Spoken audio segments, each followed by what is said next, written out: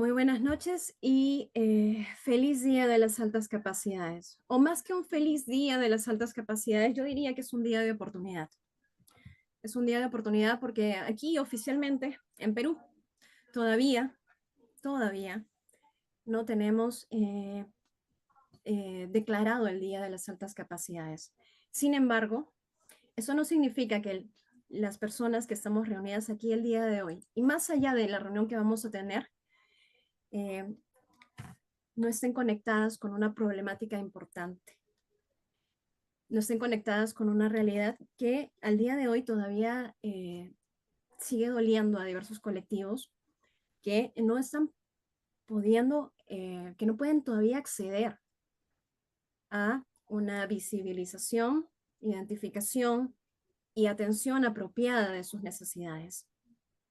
El día de hoy estamos aquí reunidos para poder conversar acerca de altas capacidades de doble excepcionalidad.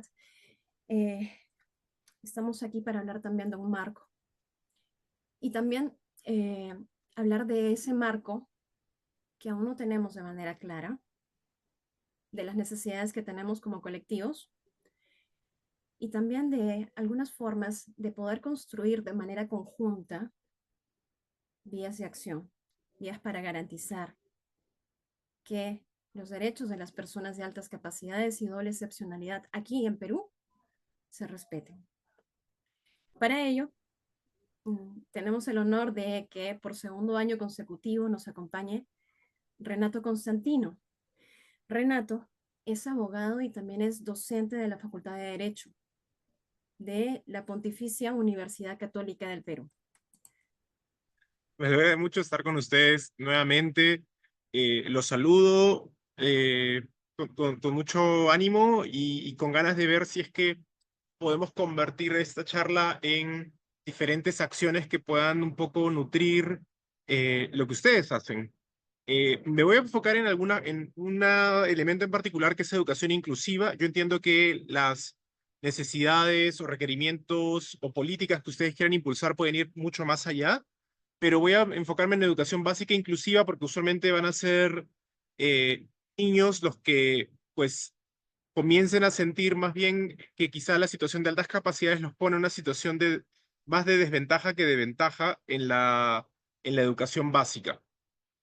Y para eso, bueno, yo quería abordar tres cosas, ¿no? Un poco qué es lo que pasa acá. Quiero abordar primero qué es la educación inclusiva, o sea, cuál es este marco teórico en el que me voy a mover, y luego en un segundo momento plantear cuál es ese marco normativo en el que me voy a mover, porque allí es donde se va a enfocar gran parte de la problemática, y finalmente un poco qué vías de litigio o de incidencia yo estoy viendo, que ustedes pueden coincidir o discrepar en eso, porque creo que esa es una pregunta mucho más política, pero sí me interesa decirles en qué, por ejemplo, yo o quizá otros abogados podrían acompañar un proceso en el cual ustedes empiecen a tomar algunas medidas ya legales sobre alguna de las situaciones que vamos a plantear. Para hablar de educación inclusiva, a mí siempre me gusta empezar por la raíz latina, y es algo que no dejo de hacer.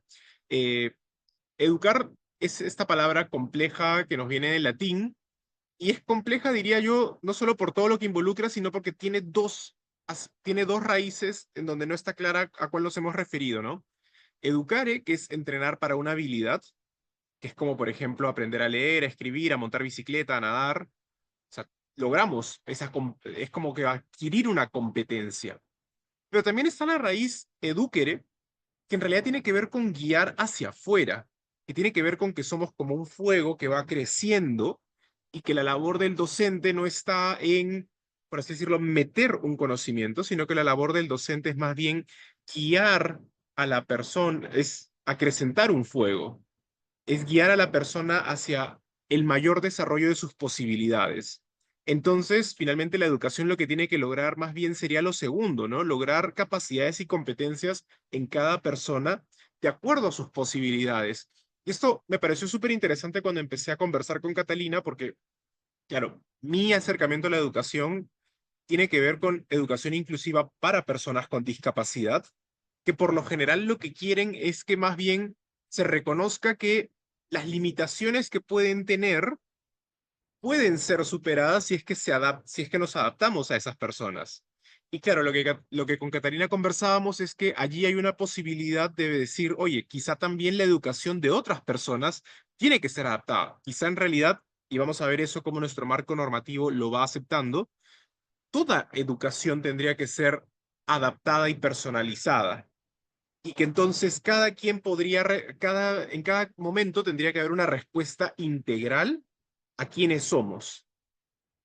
Esta educación, por tanto, tiene que ser, debe capacitar a todas las personas para una sociedad libre, para la comprensión, la tolerancia y la amistad entre todas las naciones y todos los grupos raciales. Esto lo agarro del Pacto Internacional de Derechos Económicos, Sociales y Culturales, un poco para decir que la finalidad de la educación no es esta adquisición eterna de conocimientos, no es la repetición de alguna posibilidad, no es la inclusión en un mercado laboral, sino que la finalidad de la educación va un poco más allá va bastante más allá de eso, diría yo.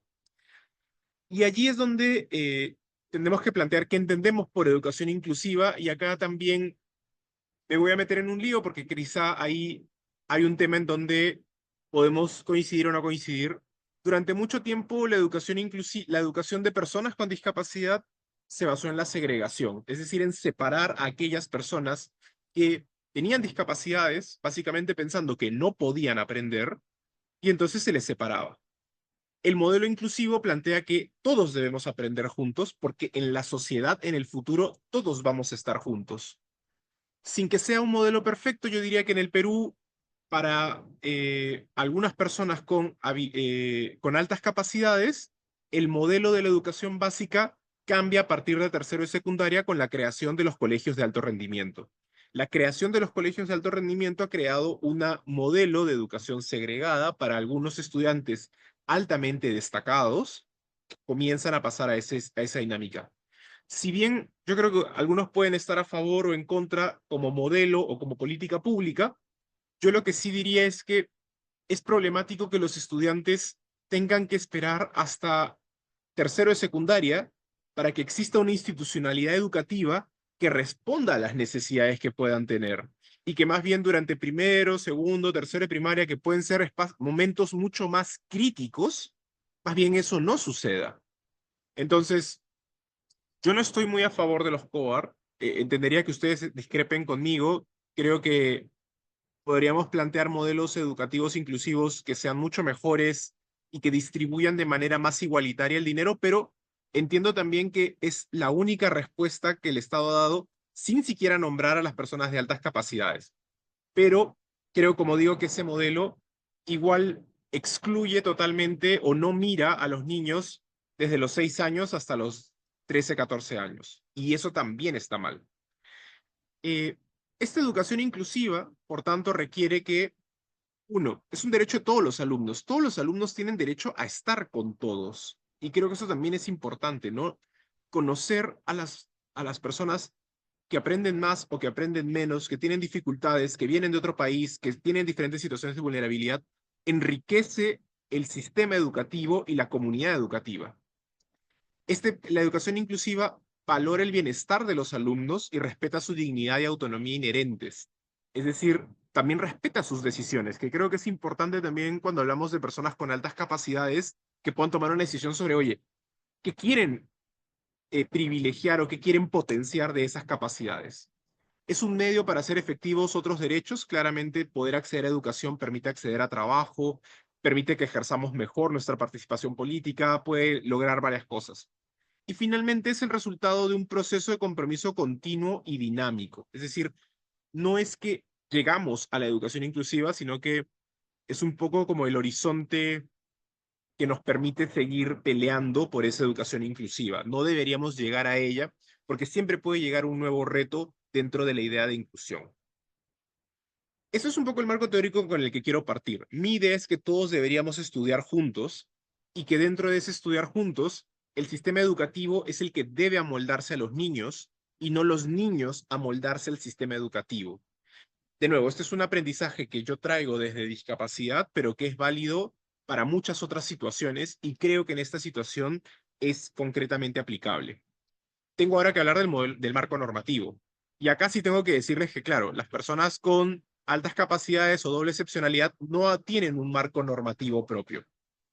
¿Tienen algunas normas relacionadas con educación? Sí, porque cuando se crearon lo que antes era la DIGEBE, la Dirección General de Educación Básica Especial, que posteriormente se convirtió en la DEBE, en la Dirección de Educación Básica Especial, durante mucho tiempo se planteó que en ese cajón desastre, porque no se me ocurre otro nombre, entraban tanto la educación especial como la educación de niños con superdotación.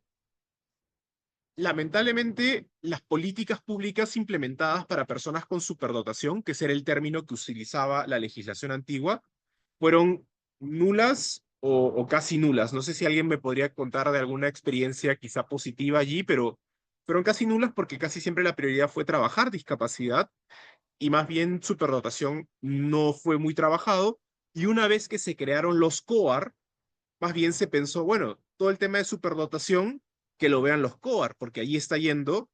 Si alguien es superdotado, en principio va a llegar al COAR en algún momento. Esa ha sido un poco la ruta que los propios funcionarios públicos han asumido para quitarse el trabajo.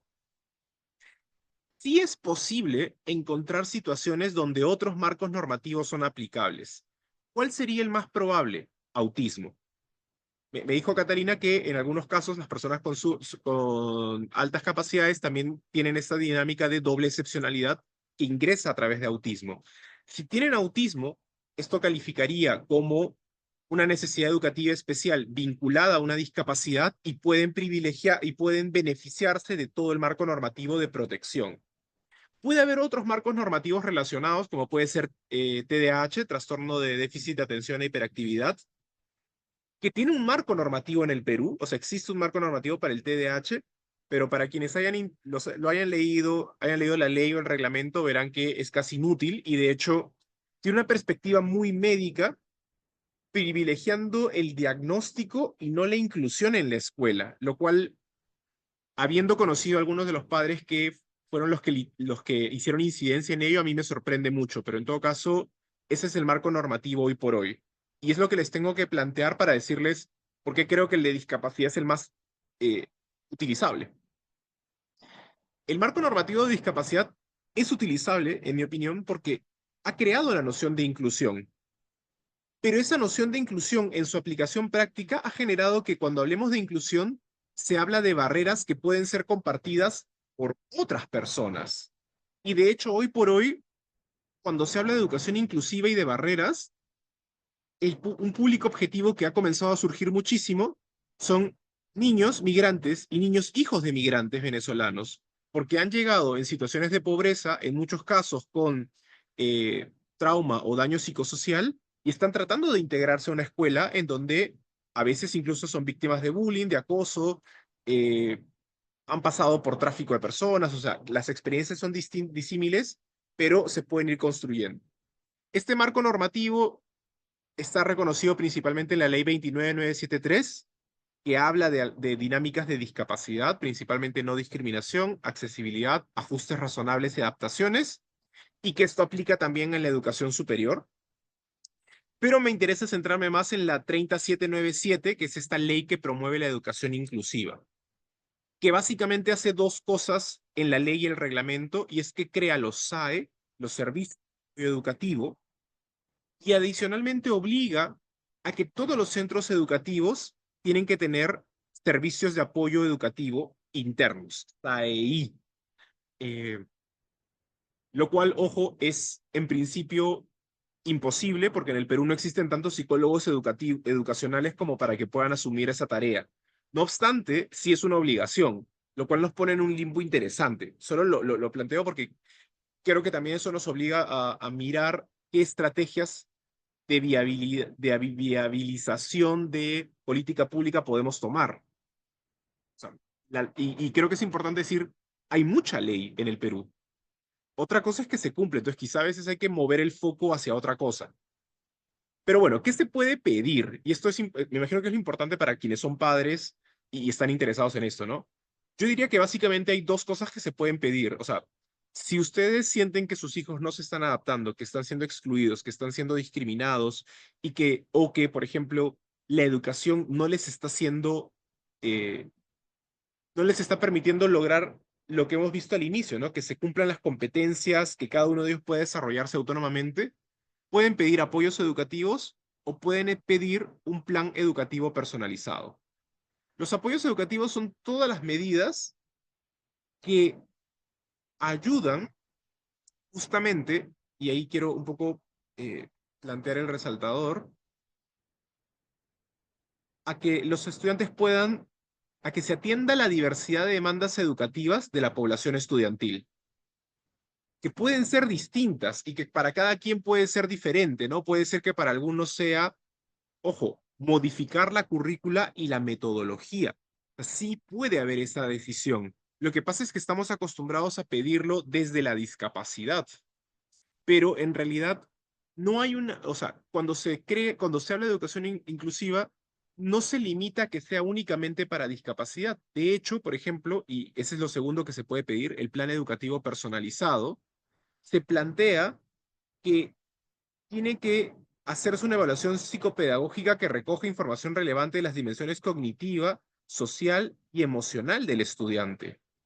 Entonces, no, la idea sería que haya una respuesta educativa para ver qué se requiere para cada persona y que tiene que pensar en las características, las capacidades, las potencialidades, fortalezas, demandas educativas y barreras que dificultan o impiden su aprendizaje y participación. Es ahí donde quiero llegar. Sí quiero ser honesto en que, claro, no se dice que tiene que ser para un niño con discapacidad, pero esto forma parte del reglamento de la 30797, que en principio era una ley que sí estaba pensada para niños con discapacidad. Entonces sí va a surgir la pregunta de, ¿puede un niño sin discapacidad solicitar un PEP? Y les diré que podríamos pensarlo. Déjame, o sea, voy a buscar ahorita la norma que me mencionas, porque esta que tengo ahorita, si no me equivoco, es esa, es el decreto que regula en la 30797. Pero si nos permitimos pensar que en realidad el marco normativo de la educación inclusiva es que todos puedan participar en la educación, lo que vamos a conseguir es que sí podemos pensar que un niño con características no asociadas a la discapacidad también pueda disfrutar o puede exigir tener un plan educativo personalizado. Y un poco eso es lo que yo quiero plantearles como posibilidad, porque los niños que tengan altas capacidades deberían poder pedir un plan educativo personalizado. Vamos a lo que viene, ¿no? Porque una cosa es que yo les diga que esto se puede pedir y otra cosa es, bueno, ¿qué queremos a partir de eso? Y ahí yo tengo que hablar de dos cosas que me gustan mucho, incidencia y litigio. La incidencia es el proceso para el cambio social.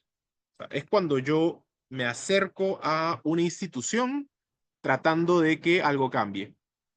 Cuando lo hace alguien con mucha plata se llama lobby.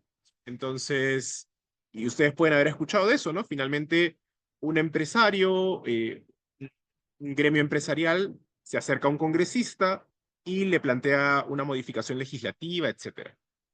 Pero cuando lo hacen las organizaciones se les suele llamar incidencia.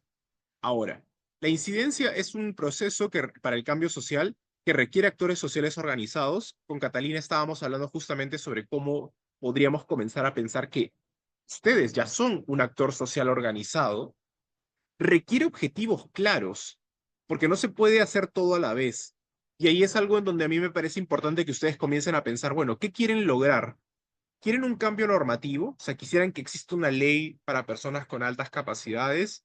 ¿Quieren que exista una toma de conciencia? Es decir, quieren que se difunda qué son altas capacidades y qué significa.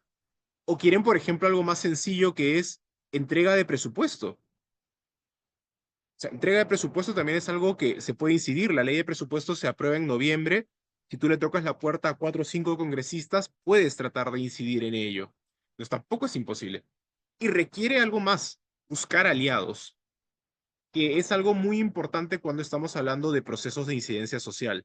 Yo por lo general utilizo este mapa, que cuando lo aprendí me lo vendieron como el mapa del cambio, y es hacia quién me debo enfocar. Imaginemos que tenemos un cuadro de doble, o sea, un eje X y un eje Y, donde el eje Y, el eje vertical, es no poder y poder, y el eje X es no aliado y aliado. Cuando hacemos incidencia, la idea es tratar de poder incidir principalmente en aquellas personas que están en el marco de lo indeciso, en el centro, porque son modificables. Quizá hay gente que tenga mucho poder, pero que está muy, muy concientizada en no aliarse con ustedes.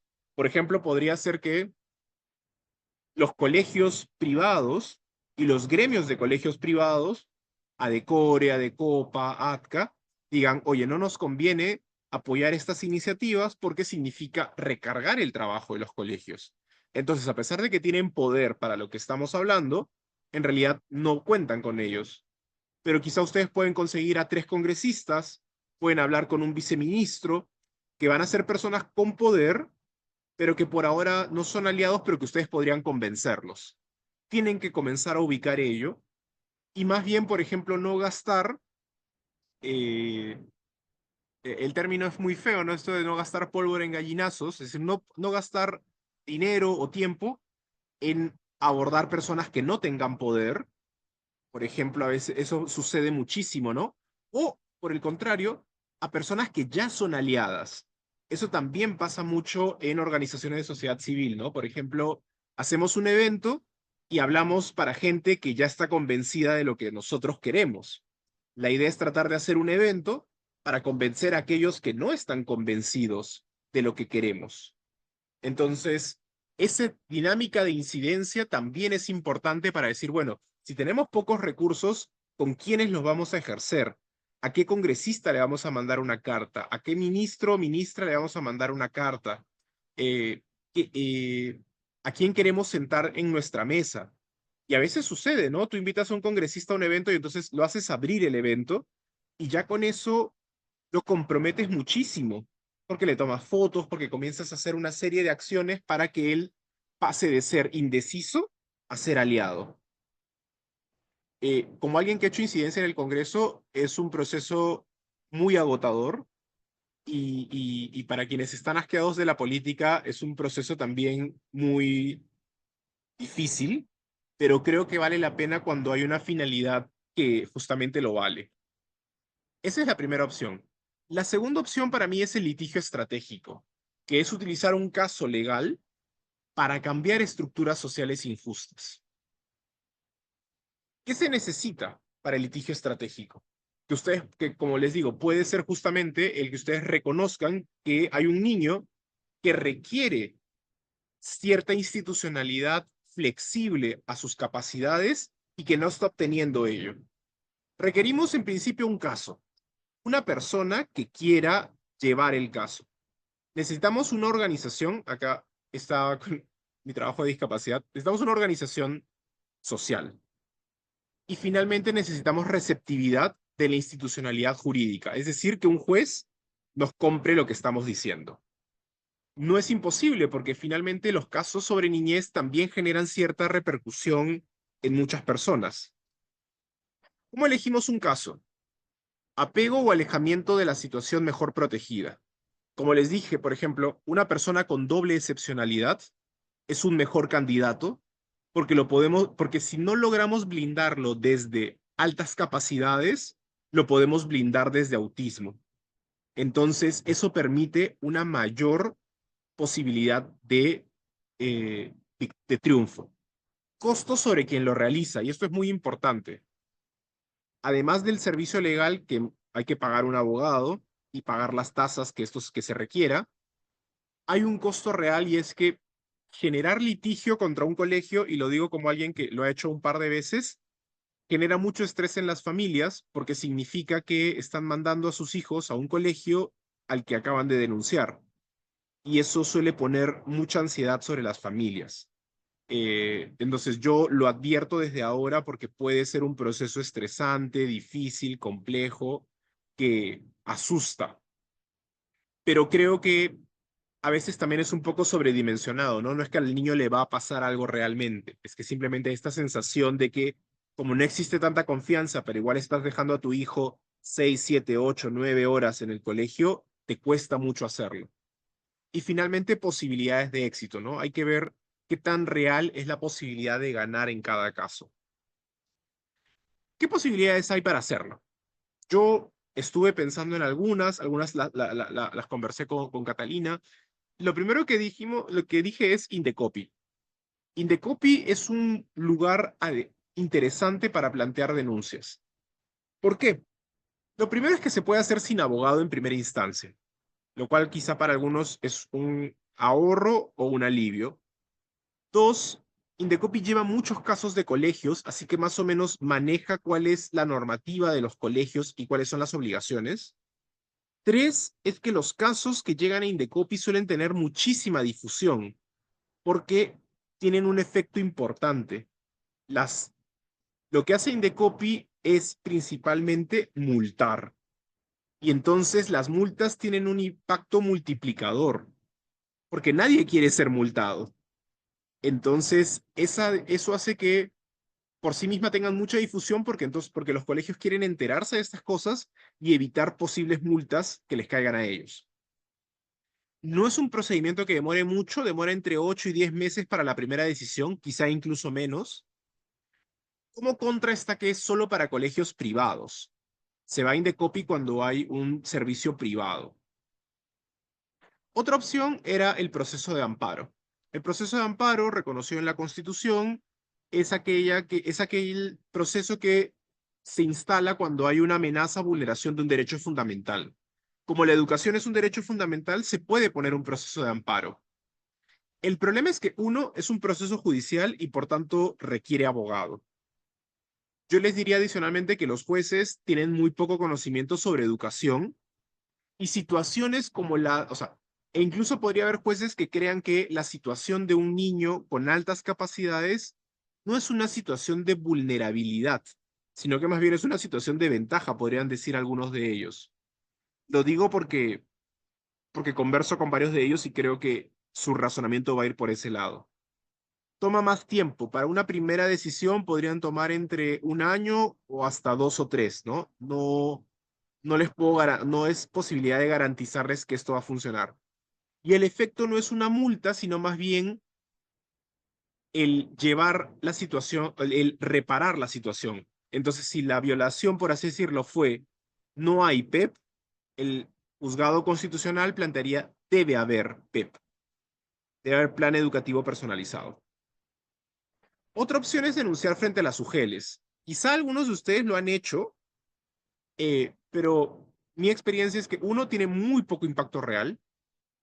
Las propias UGELes no son muy conscientes de de sus posibilidades sancionatorias y una vez que ustedes pongan la denuncia, en realidad la UGEL va a iniciar un procedimiento de fiscalización y entonces es la UGEL la que inicia su propio proceso de fiscalización y no son ustedes los que están denunciando a la UGEL, lo cual genera una dinámica en la cual la participación de los padres es muy poca para presentar pruebas, para litigar, para impulsar el procedimiento.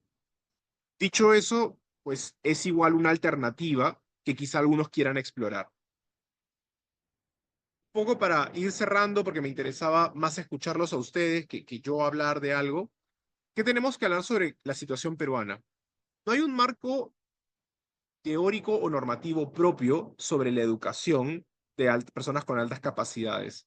Por tanto, hay que utilizar otro. Hay que empujar interpretaciones. Para quienes sean abogados, para quienes no sean abogados, esto puede sonar como hacer trampa, pero en realidad las posibilidades de interpretación más bien son amplias y lo que estaríamos buscando es tratar de ampliarlas a partir de una situación análoga. Tenemos una situación donde hay un niño que tiene una situación particular que requiere una respuesta flexible de la institución educativa y no la obtiene. Y dado que no la obtiene, tendría derecho a obtenerla si es que hay otro niño que también la obtiene.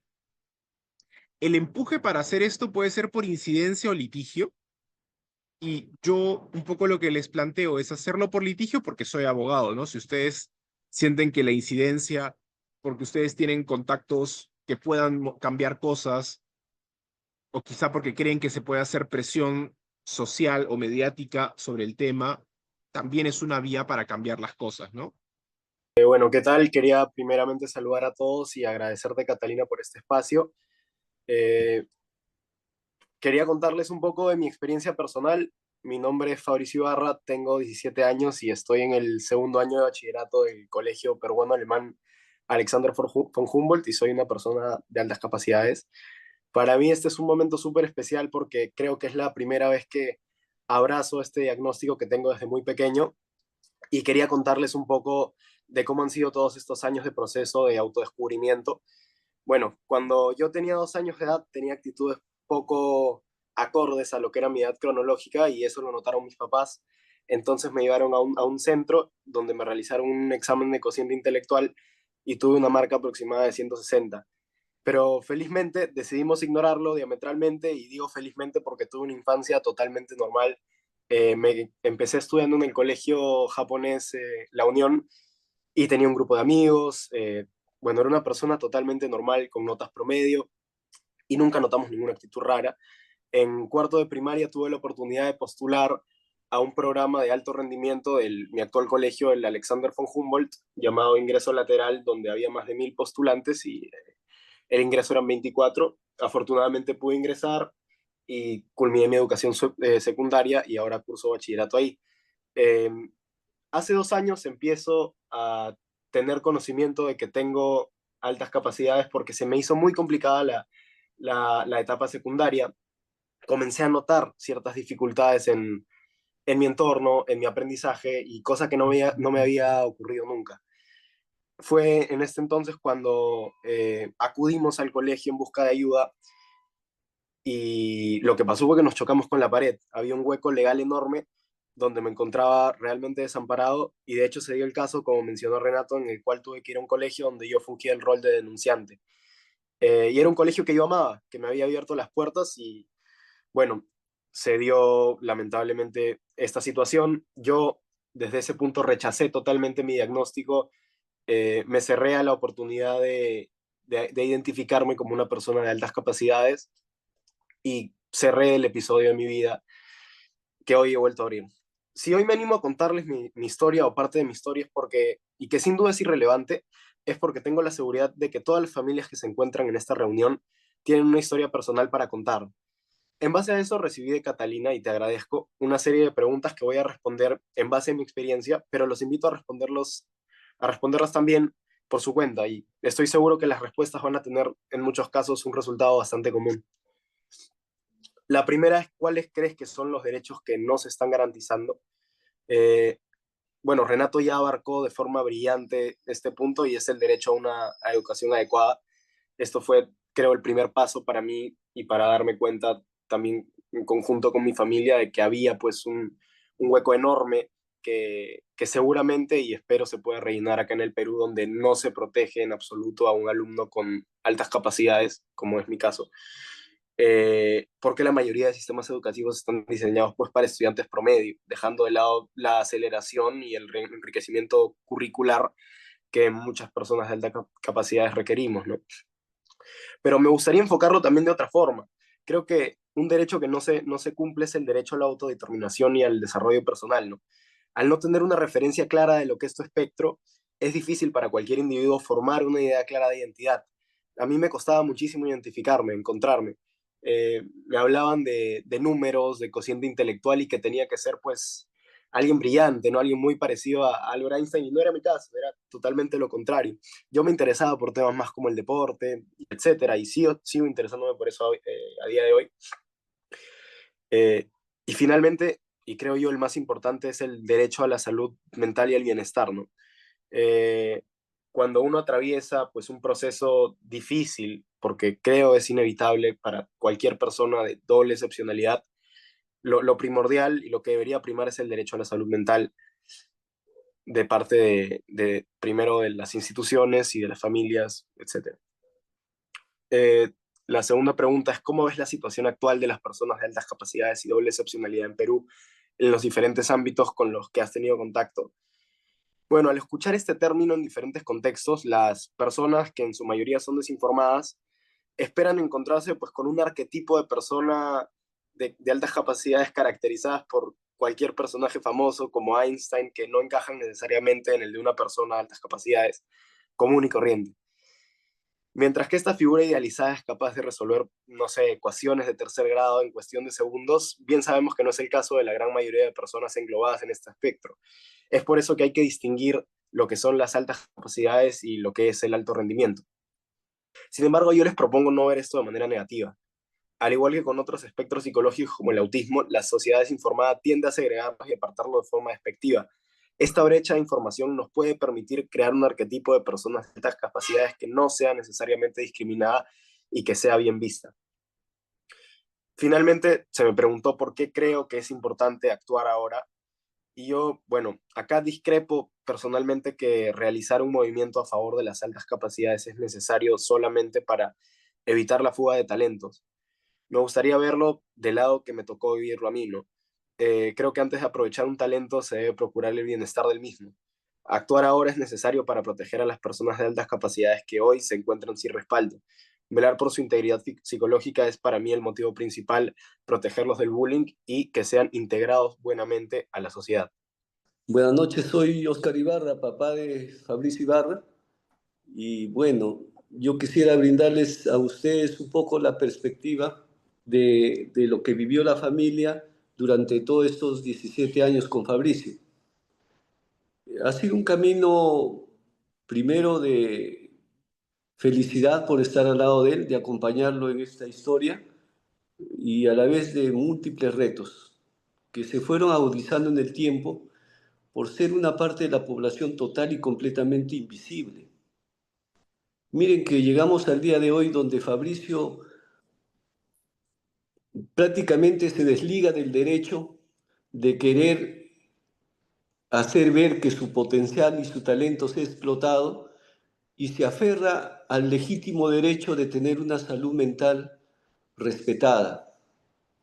Y esas palabras son, creo yo, el reflejo de muchos de los participantes de este foro, porque la sociedad a un niño, a una persona que tiene talentos diferentes o habilidades diferentes o son neurodivergentes, les tienen más bien las puertas cerradas a la participación efectiva y plena, de que disfruten cada etapa de su vida.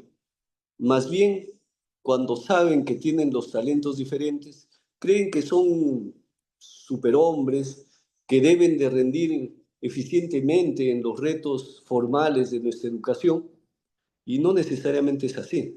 Los talentos se pueden expresar, y ustedes mejor que yo probablemente saben que la expresión de estos talentos son de múltiples maneras y no necesariamente de un desempeño académico excepcional, ¿no? Y tanto es así que nuestro Estado ha respondido aparentemente con la creación de los colegios de alto rendimiento, ¿no? Pero estos colegios evalúan o valoran el rendimiento de una persona y no así el talento que podría tener. Creo yo que no reflejaría ninguna solución al problema que se tiene.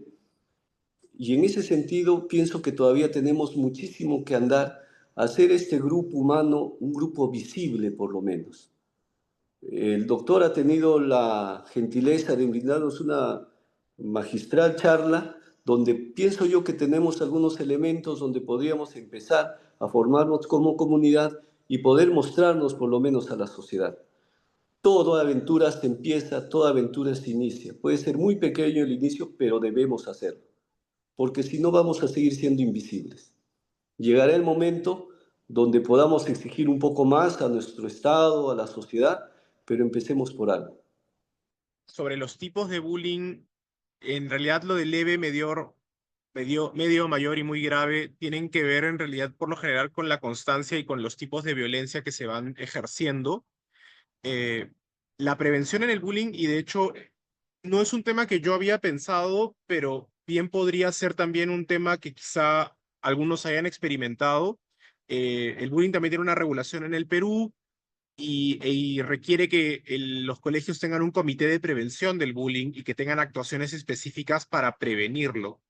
Tú me pides ejemplos y en realidad yo podría darte ejemplos como muy generales. Más bien, ejemplos sobre cómo le sucede a personas de altas capacidades, creo que más bien ustedes tendrían que comenzar a documentarlo y ver si hay alguna sistematicidad en ello. Y si encuentran esas sistematicidades, lo que podrían decir, oye, la institución educativa o las instituciones educativas en general no pueden responder adecuadamente a ello. Con respecto a pensión, el diagnóstico no va a generar mayor rapidez en el trámite.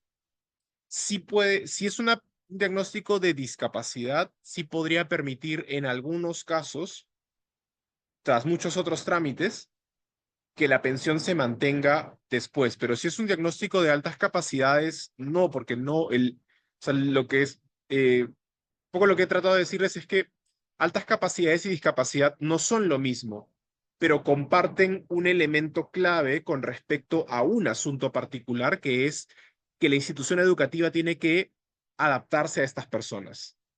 En otros ámbitos, yo creo que esa analogía se rompe, ¿no? Y diría que en el de pensión justamente sucede eso, se rompe, ¿no? Porque más bien la pensión de invalidez, que es la que sobrevive a la mayoría de edad, pues tiene que ver con que tener discapacidad dificulta conseguir trabajo, ¿no? En cambio, en este caso no habría esa situación.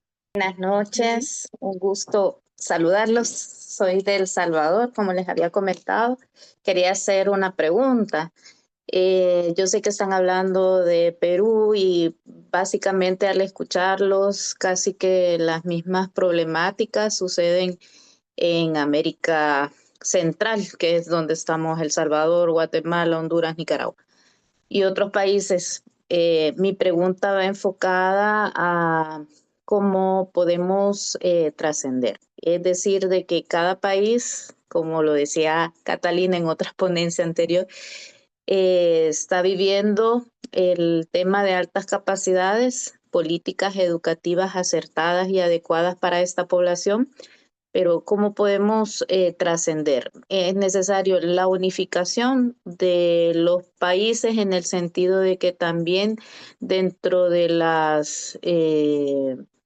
de los marcos jurídicos y de las leyes a veces se interpreta mal o cada país tiene su definición. Uno de los, siento yo, que errores que han cometido países que ya vienen trabajando el tema de hace más de 20 años es que, por ejemplo, en España o en Estados Unidos, cada como provincia o cada departamento tiene sus propias leyes y no hay una ley en general en todo el país.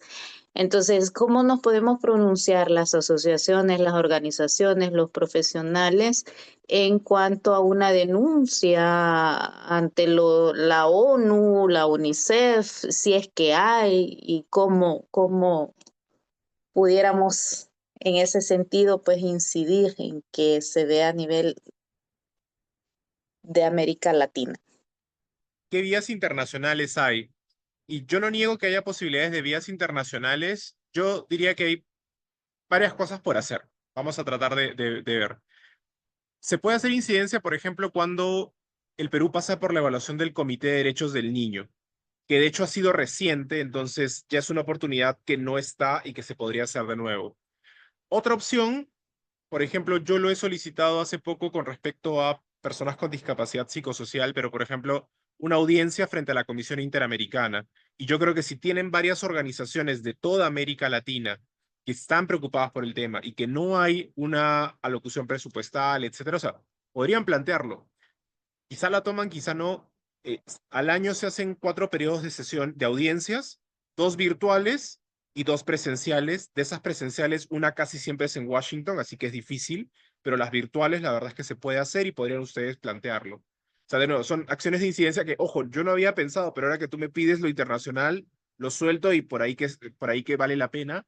Se me ocurre también en el caso, o sea, y luego lo otro sería ya no incidencia, sino litigio, que sí requiere haber intentado algo en Perú, perder en Perú y subir y escalar a nivel internacional, que se puede ser la Comisión Interamericana o el Comité de Derechos del Niño, ¿no? Que serían probablemente las dos opciones más adecuadas. Por eso, imposible no es, pero sí requiere que ordenemos un poco qué es lo que se está buscando específicamente, pero creo que se puede, o sea, podemos acompañarnos y tratar de ver cómo dirigir esto. Bueno, para empezar, muchas gracias por la invitación, Catalina. Me parece excelente esta reunión.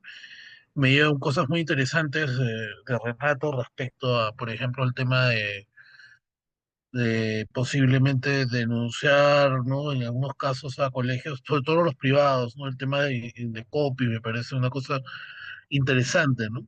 Porque muchas veces los papás de los colegios, bueno, de los chicos en los colegios privados y tratan de ir por la vía de la UGEL y mm, es como si fueran dos realidades distintas, ¿no? Los colegios privados, mi autonomía, ¿no? Y nada que ver con el tema de un derecho que es la educación, pero en fin, bueno. Me parece interesante discutir esos temas. Yo creo que es importante apuntar hacia una ley, ¿no? De las altas capacidades, como existen en otros países, ¿no?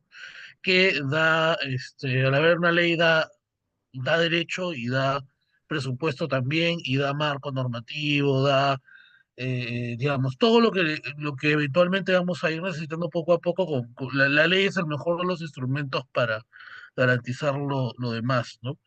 O sea, el que pide poco está loco, ¿no? La ley es quizás lo más importante, a que, digamos, si vamos a ir por una normativa específica, por un programa, por unos lineamientos de política, no, o sea, la ley es superior a todo eso y encima nos puede dar derechos, presupuestos, etcétera, ¿no?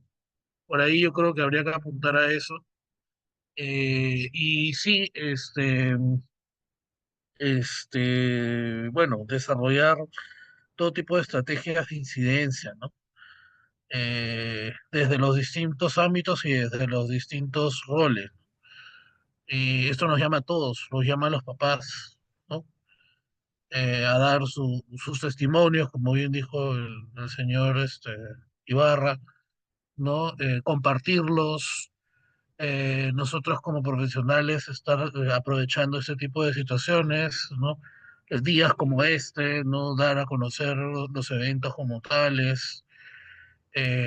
Si tenemos la posibilidad de, no sé, de por ahí estar en otros espacios también, por ejemplo, eh, tú sabes, Catalina, yo enseño en la científica, yo trato de, en la medida de lo posible, de que hayan tesis, ¿no? Sobre el tema. Trato de que haya un curso sobre altas capacidades, enseño el curso de intervención en necesidades educativas especiales, por ejemplo, trato de enfocarlo hacia altas capacidades también. En fin, me he metido a un par de grupos de académicos de la universidad para impulsar el tema de investigación, pero claro, todo eso no es suficiente, ¿no? No es suficiente, ¿no? En la medida en que cada uno de nosotros nos comprometamos a estar ahí, a formar parte de una especie de masa crítica, ¿no? A favor de los derechos de los chicos con altas capacidades, vamos a poder ver resultados más adelante. Pero yo creo sinceramente que el tema de la ley es algo que es importante, ¿no? La otra vez mencioné algo que se hizo en Uruguay hace unos años, ¿no? Uruguay, a través de su comisión, digamos, lo que equivale a la Comisión de Educación del Congreso Uruguayo, ¿no? Y aprovecho que está Renato para que, no digamos, a lo mejor nos ayude a hacer algo así. Eh, la Comisión de Educación decretó de interés nacional el tema de altas capacidades en el 2018, ¿no? Un documento, ¿ah? O sea, ¿no? El Estado uruguayo, a través del Congreso, ¿no? Decreta de interés nacional. Entonces, de ahí al camino, al camino a la ley, el paso está un poco más, digamos, afiatado, ¿no? O sea, es mucho más fácil conseguir un documento como ese que la ley en sí, pero al conseguirlo ya como que puedes, eh, ¿no? Señalar el terreno, ¿no? El camino, ¿no? Entonces, por ahí, ¿no? Eh, Otro tema es el modelo de servicio, ¿no? Hay no sé si ustedes conocen los PANETs, ¿no? Los PANETs son los programas de atención no escolarizada, talento y superdotación. Los nombres son un poco antiguos, ¿no? Sí, obviamente, pero porque cambiar el nombre de un programa en el, en el ministerio es complicado, ¿no? Toma 10 años, por lo menos. Entonces, eh, ya hablamos de altas capacidades a nivel del Ministerio de Educación, felizmente, pero, digamos, seguimos teniendo los nombres de anquilosados del pasado. Una cosa interesante es que se han creado en los últimos 2 años cuatro panels en el Cusco, ¿no? Con el apoyo de privados, ¿no?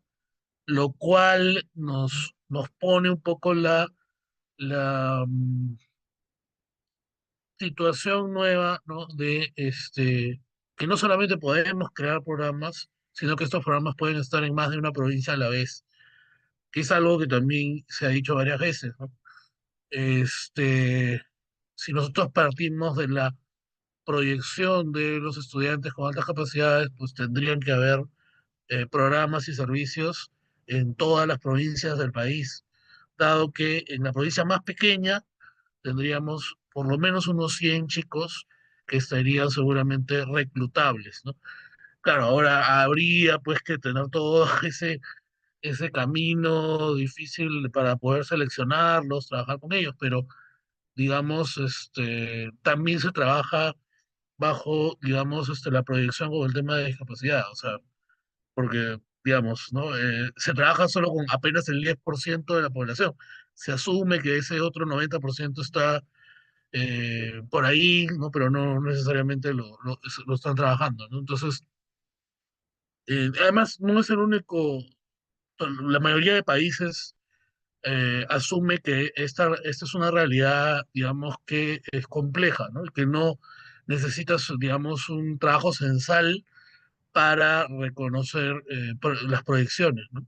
Si reconocemos a los chicos hacia un lado de la campana de datos de inteligencia, ¿por qué no reconocemos hacia el otro lado? O sea, es algo básico que diría el profesor Turón, ¿no? Entonces, eso, básicamente, ¿no? Eh, Hay algunas buenas noticias. Se han creado 4 nuevos programas en los últimos años. La buena, digamos, noticia también es que estos programas sí hacen una diferencia con los COAR, ¿no? Como decía Renato, el COAR atiende a partir de tercero de secundaria, ¿no? ¿Y qué pasa con los chicos desde los 5 años? Pues yo uso la metáfora de las tortuguitas de mar, ¿no? Las tortuguitas de mar ¿no? Las mamás las deposita a 2 kilómetros, ¿no? De la orilla y nacen pues las tortuguitas y tienen un camino que es un calvario, donde el 90% son comidas, ¿no? Por aves de mar, ¿no? Si es que nosotros no nos preocupamos por, digamos, canalizar este camino, ¿no? Desde los 5 años, ¿no? Hasta los 18, entonces estos chicos van a ser como las tortuguitas de mar que van a ser comidas por el sistema educativo. Lo ideal sería que los PANETs estén articulados a los COAR, que sean un semillero para los COAR, digamos, de alguna manera, y que luego puedan entrar, por ejemplo, en beca 18. Estoy hablando de los chicos en pobreza extrema, ¿no? Que son los que necesitarían, digamos, entrar a programas como beca 18, ¿no? Pero aún así, igual, a los COAR podrían entrar también o podrían entrar a otros servicios, ¿no? La idea es apuntar a los servicios que ya existen y complementarlos y mejorarlos con estas nuevas ideas. Justo hemos tenido una reunión esta semana, tanto con Pronavec como con DEVETSAR, al respecto, ¿no? O sea, la idea es proponer una especie de enclave PANETS, ¿no? En algunos COAR, y vamos a ver qué tal nos va, ¿no? Es un piloto, ¿no? Digamos, el COAR, de alguna u otra manera, se encarga de buscar un semillero de nuevos chicos, ¿no? Y comienza trabajando con un grupo de ellos antes del reclutamiento, y luego cuando sea el momento de reclutarlos, pues la idea es que estos chicos tengan una bonificación de alguna manera, o que entren de frente, ¿no? Y que luego aprovechen las instalaciones de los COA, ¿no? Y si es posible, vayan de frente también a Beca 18, ¿no? O sea, hay que aprovechar lo que hay, ¿no? O sea, los programas están desperdigados por ahí, cada uno por su lado, y estamos hablando del mismo Ministerio de Educación, ¿no? Imagínense si hablamos de articulación entre ministerios, ya es otro drama, ¿no? Pero que también tiene que ver con el problema, ¿no? Que tenemos en general, ¿no? La mayoría de las personas que estamos aquí en esta reunión puede que tenga clarísimo, clarísimo por qué es necesaria la identificación. ¿Por qué llegar a la identificación, verdad? Pero el tema es que quizá una vez que nos movemos y nos acercamos hacia la identificación, la siguiente pregunta es que, viendo el sistema donde se está, surge la pregunta, ¿y para qué se dio la identificación? ¿Sí? Cuando realizamos un proceso, cuando damos algunos pasos, es necesario entender que incluso en temas de normas, en cuestión de cómo funcionan los sistemas, esencialmente los procesos están diseñados para que se pueda responder a estos procesos a partir de lo que es posible cubrir o atender. Muchas veces algo que vemos es que quizá los países en donde hay menor población detectada o identificada es en los países en donde somos conscientes que nuestra capacidad de respuesta, de atención, no va a ser suficiente. ¿Sí? Saben que código se gestó dentro de un diseño de apoyo multinivel. Por ejemplo, en tema de altas capacidades, el MTSS, bueno, en inglés, en Estados Unidos, pero acá lo, bueno, traducido es un sistema de apoyo multinivel. El MTSS se trabaja con población de estudiantes de altas capacidades. En otros temas, fuera de altas capacidades, por ejemplo, en crisis humanitarias, utilizamos mucho SMAPS, salud mental y apoyo psicosocial. Pero ¿por qué estamos trabajando un sistema de este tipo, multinivel? Porque nuestros recursos son escasos a nivel país, en general, ¿sí? Nosotros, por más que nos esforcemos, por más que nos multipliquemos, nos volvamos pulpos, no vamos a poder resolver la situación tal como está ahora. Ni siquiera entendiendo que actualmente la población detectada, identificada, es realmente muy, muy pequeña. ¿Sí? No nos estamos dando abastos.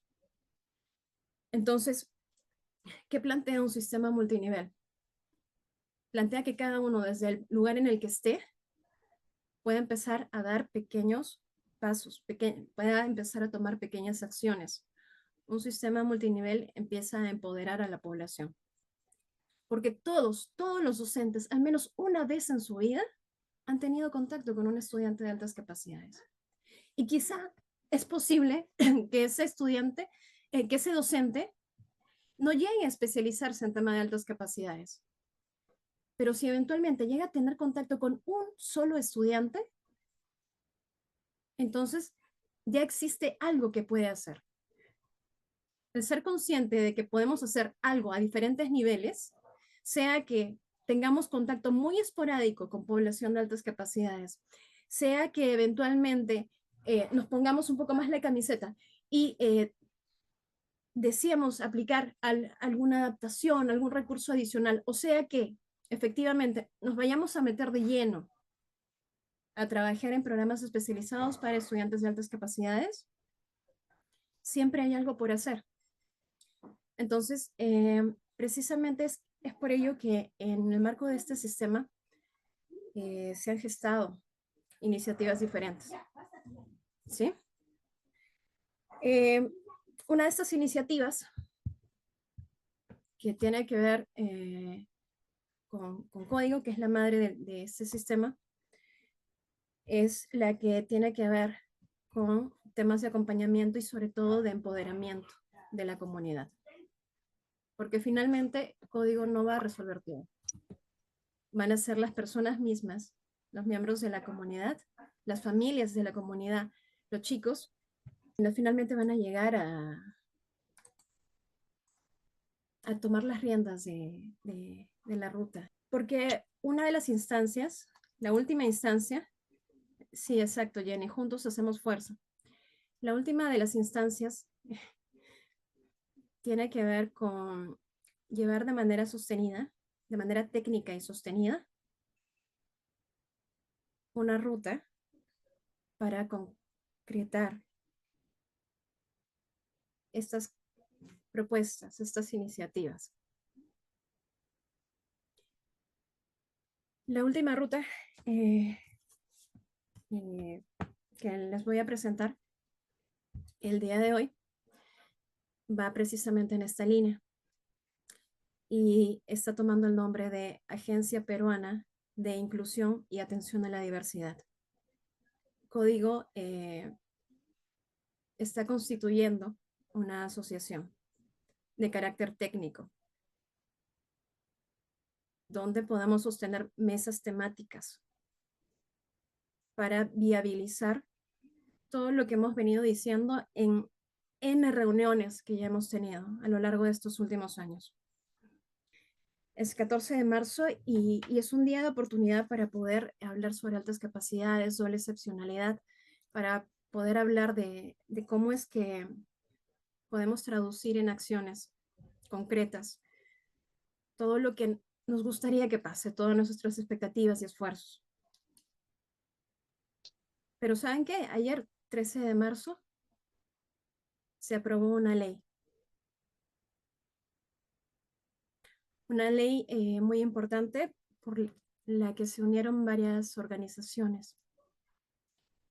Una ley que busca poner en énfasis que los estudiantes con discapacidad puedan tener un mejor acceso a los niveles de EBR y EVA. Y que además no es solo un proyecto de ley, no se presentó uno solo, sino varios proyectos de ley. Este proyecto de ley que ya se aprobó en segunda votación en el Congreso fue de la mano con otro proyecto de ley, bajo el cual se promueve que los docentes se preparen, se capaciten en educación inclusiva. Pero ¿saben qué? El término de altas capacidades todavía lo estoy buscando en el proyecto.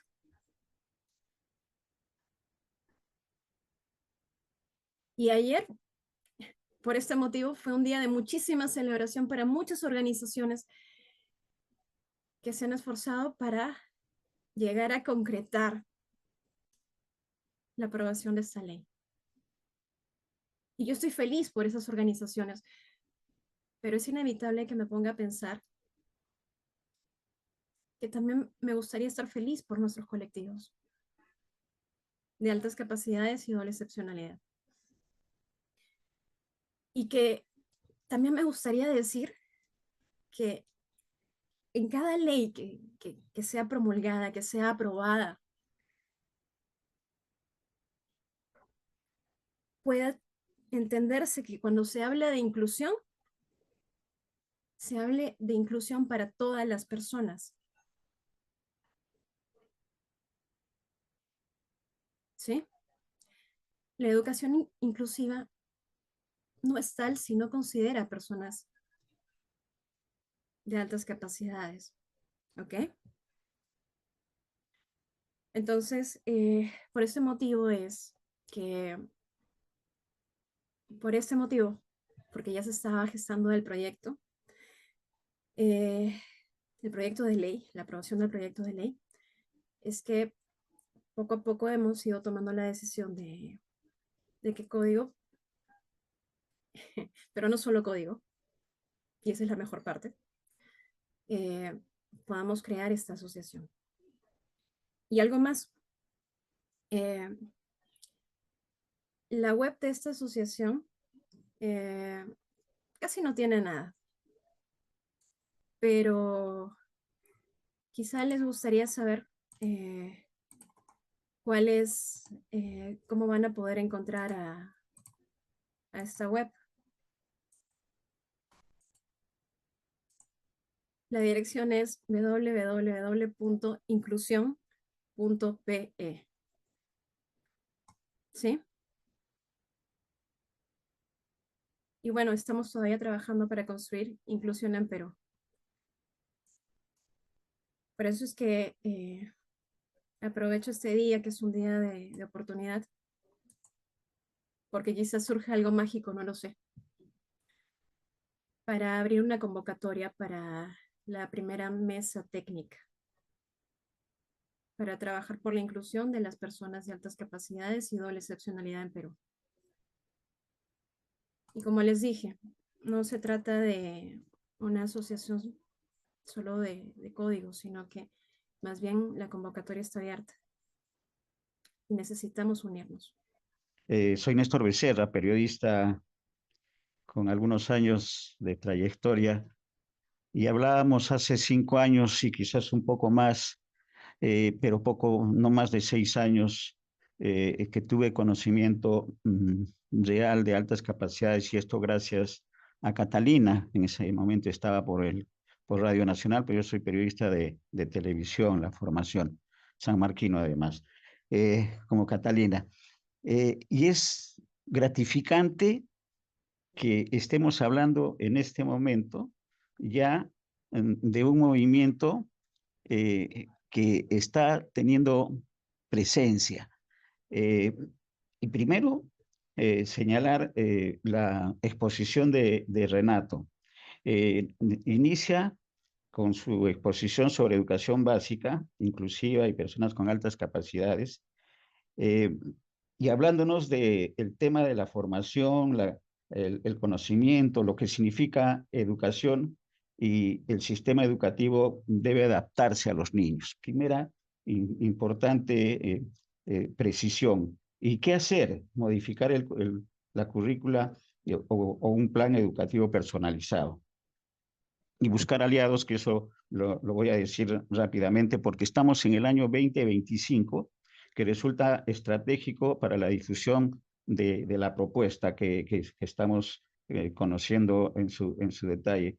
Entre los candidatos presidenciales, yo creo que hay que mirar a ese escenario del 2026 que está a la vuelta de la esquina, y ubicar a potenciales presidenciales de este grupo de 40, y que quizás va a ser un poco más. Pero por ahí están los socios estratégicos. También nos decía Renato el tema de trabajar con otras opciones de sensibilización, y que creemos que eso es más importante que litigar, que eso tampoco habría que dejar. Pero quien nos abre el panorama, el escenario fabuloso de lo que significa las altas capacidades, es Fabricio. Fabricio, porque además es actor, es protagonista de la situación, y él nos da una tarea a todos los presentes: el derecho a una educación adecuada para los alumnos con altas capacidades, el derecho a la autodeterminación, y lo más importante, el derecho a la salud mental y al bienestar, que lo ratifica también el papá de Fabricio, y las felicitaciones por ello, porque lo tienen clarísimo, está muy claro el panorama, altas capacidades, alto rendimiento. ¿Y qué retos? ¿Por qué Fabri está exigiendo derecho a la salud mental y al bienestar? Preocupación, y creo que es el reto que tenemos. Hay un movimiento casi invisible, diría yo, en este momento, y lo digo como comunicador, como periodista, casi invisible por ahora, y hay que hacerlo visible. Hay que hacer visible las altas capacidades y esa es una tarea en la que los comunicadores, yo me pongo a disposición del trabajo que puedan estar generando y algunas ideas que puedo decirlo ya en otro escenario. Pero, ¿qué hay que hacer? Creo que hay mucho por hacer. Hay mucho por hacer porque se están dando los primeros pasos, es un movimiento importante. Hay que reclutar a más chicos y jóvenes con altas capacidades, sobre todo de las zonas en las que económicamente no tienen todos los beneficios. Esa debe ser una preocupación que tenemos que tener en este escenario actual. Felicito la creación de la Agencia Peruana de Inclusión de Personas con Altas Capacidades, excelente, porque esto significa ya lo que estamos precisando, hay que hacer visible el tema de las altas capacidades. La aprobación de esta ley también, pero hay que trabajar. Y en esa línea, y creo que el compromiso de quienes conocen mejor el tema, Catalina, con Código, tiene una participación y una responsabilidad importante para liderar lo que se viene. Así que a trabajar. Creo que hay mucho por hacer y esa es la tarea de estos tiempos. Además, hoy día, que es el Día de las Altas Capacidades, y aprovecho para felicitar y abrazar a quienes están comprometidos. El grupo de Código es uno de ellos y Catalina, que la lidera, está en esa línea. Me pongo a disposición de lo que pueda trabajarse en el futuro inmediato, Catalina y amigos participantes. Renato, en principio, nos ha brindado un panorama importante que creo que la mayoría no lo considerábamos antes de esta sesión, ¿sí? José Manuel también nos ha planteado varias cuestiones a tomar en cuenta. La importancia de enfocarnos, de pensar en la ley, ¿no? En un marco legal más fuerte que nos permita tener un piso para poder tomar acciones orientadas a mejorar la identificación, la atención de las personas de altas capacidades. Sé que desde el ministerio están haciendo esfuerzos importantes. Sé que la creación de nuevos panels también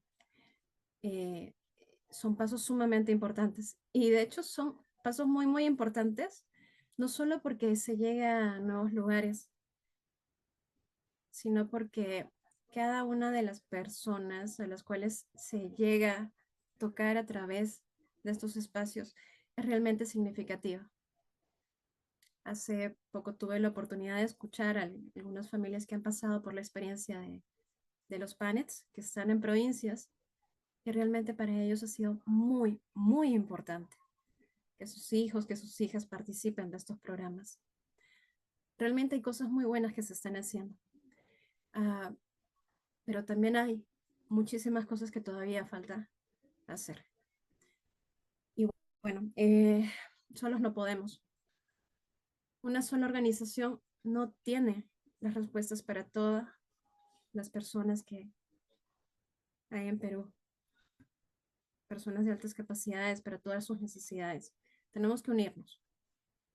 Tenemos que tomar acción desde los lugares en donde estemos. Les voy a pasar una invitación para la mesa temática y esperemos que podamos contar con todas las personas involucradas, comprometidas en el proceso.